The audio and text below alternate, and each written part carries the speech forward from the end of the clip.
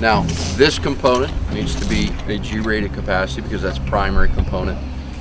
You'll have that argument or debate that says if you analyze the load and you know it's going to be less than 300 pounds, you can deviate from that. But we really want to encourage you guys to make all of your standalone attachment points G-rated gear, right? Okay. Go over. Especially on the 4-to-1, you want to try and make sure that your bites and your components are absolutely as tight and clean and neat as you can get them. Because remember, with these simple systems like this, there's no resets, there's no anything else, but you've got all that component, rope, and pulleys, and it's only going to get so small. It's going to be completely limited by the amount of rigging components you have in the system. Make sense? Okay, let's count our units. Attention, here at the pool, how many units in? One. How many coming out? One. Did we do any calculations here? Okay, so one coming down to the load, one coming out of the load. What's that give me on that side of the pulley? Two. Good. How many coming up? Two. One. Your math stays below the pulley. Remember? So you got 2 units on that side of the pulley going down. You have 1 unit coming up. How many coming out? One. Comes down to this side. How many coming in? One. How many coming out? One. Gives me what on that side of the pulley. Giving me what at the load. Four. And that other unit of tension dies up here. If I flip this around, I've got a 5-to-1.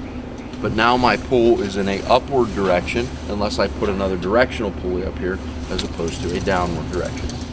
Now, we need a progress capture element on this so that we can manage that descent and control that element of the operation. So go ahead and get a prusik out of the bag.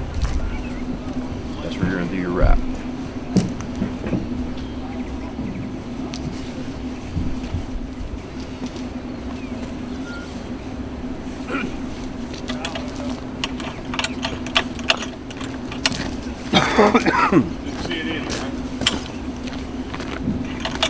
All right, go ahead and pull. Just hold a little tension on there. So there's a lot of friction that's generated within these pulleys. So typically in a confined space application, if you don't have a really deep descent, you will use this 4-to-1 system as your lowering element as well as your hauling element. This is the safety factor in case this guy loses it or isn't managing it well. Does that make sense? If not, you need to take this line and redirect it through a descent control device or convert this to a lowering system. Does that make sense? So the nice thing about the side clicks is you can take all these components out. You've already got your one primary directional right here. Go ahead and rig in that to the victim and then put in your brake rack back there in a traditional lower and haul system. If you're going to go ahead and use a descent control device back at the hub, remember that we want the directional aspect of those lines coming out of this hub to be redirected down to the entry point. You don't want to do big lateral pulls coming off the head of the tripod, because if you do, then you're having to do tension back ties in opposing directions to stabilize the head of the tripod so you don't cause it to collapse. Makes sense? Okay. Would you even have to take this out if you used a lowering device? If you use a traditional descent control device, you're probably going to, in huge real dude. life, with a single guy, no matter how big he is, Wouldn't move. you would be, with 4 bars, you probably have a hard time even moving the rope.